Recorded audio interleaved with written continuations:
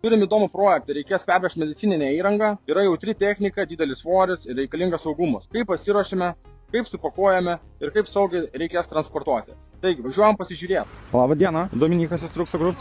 Sunkiai čia surasis buvo. Aha, gerai, tai pirma, šiaip sertifikavimo pas vienas kainų, kitos čia.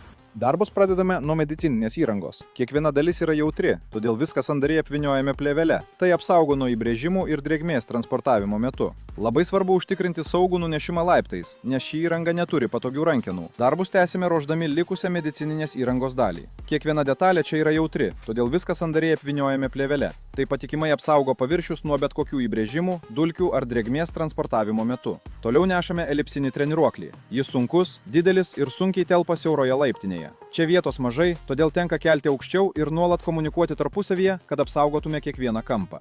Nori užsisakyti saugų ir greitą savo daiktų perkraustymą? Skambink numeriu +3 70 65 061 882.